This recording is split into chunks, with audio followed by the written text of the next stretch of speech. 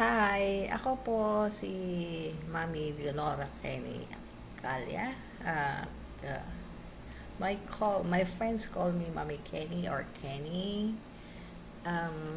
Nung share ko lang po sa inyo naging experience ko noong December 2025, inatake po ako sa puso. So, pagkatapos po noon, sumailalim po ako ng um,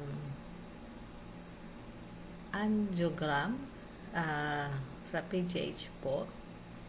At doon po nakita nila na may 4 na ugat na barado sa puso ko. And since hindi na po siya kaya ng angioscopy dahil sa grabe ang pagkabara ng ugat ko, nirecommend po nila na dumaan ako sa operasyon sa tinatawag na coronary artery bypass grafting or CBAG or bypass operation. So, pagdating po ng January 22, sumalalim po ako sa operasyon sa PGH sa ilalim po ni Dr. Cabasa.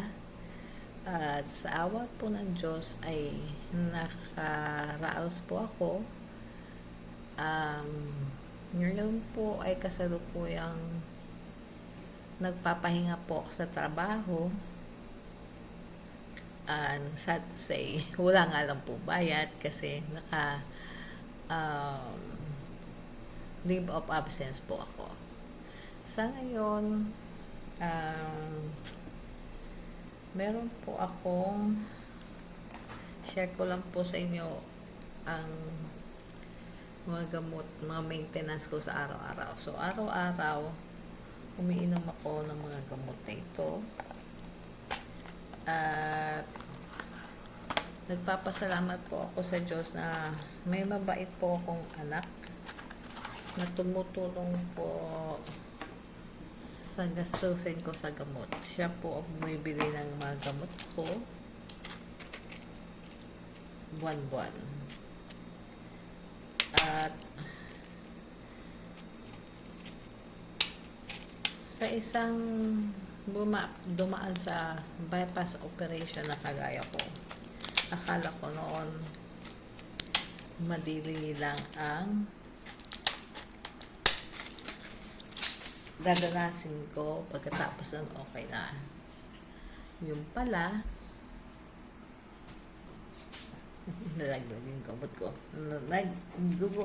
Pitfall kasi separate po ako ng gamot at nilalagay ko po dito para sa iinumin ko araw-araw. Ito po ang pang-umagang gamot ko. Empagliflozin. Gamot po sa puso yan. Ayun nga po, balik tayo. Akala ko ganun lang ito, nagkadali. Pagkatapos nun, hindi po pala. Kailangan mo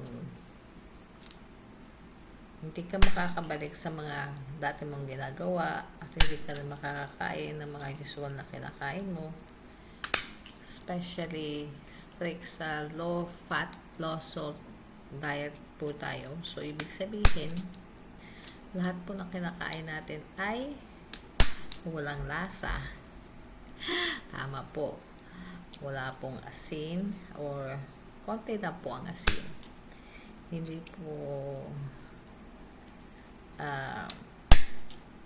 so hindi ko na matikman.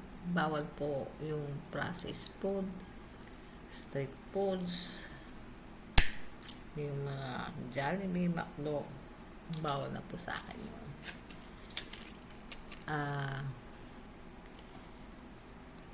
Exercise ang ginagawa ko po pagkatapos po nito magupit ng gamot, mag-ayos, ay nag-walking po ako tuwing umaga at hapon.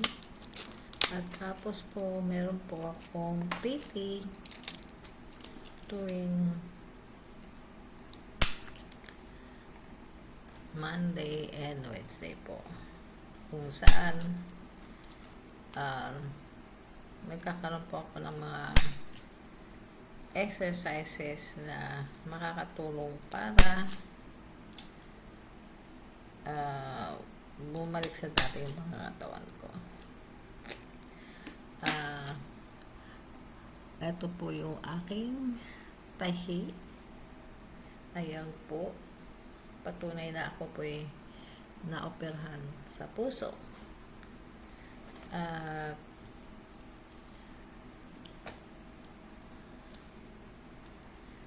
Napakahirap po ng sitwasyon ko ngayon kasi wala nga po akong trabaho, nakalipo ko. So, karamihan nanggagaling ang perang sa pang-araw-araw namin, kundi galing sa mga kaibigan ko tumutulong, especially po sa pang-araw-araw po namin.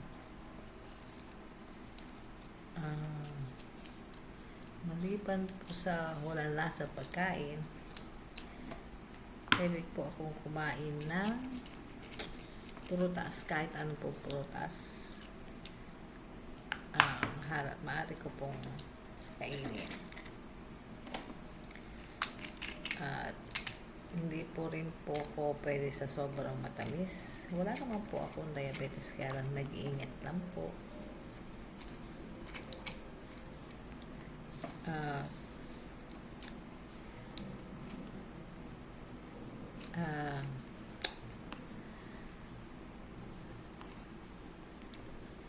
Sa susunod ko pong video, ipapakita ko po sa inyo kung paano po ako nag-exercise, pampalakas po ng katawan. At maraming salamat po sa panonood. Magandang araw.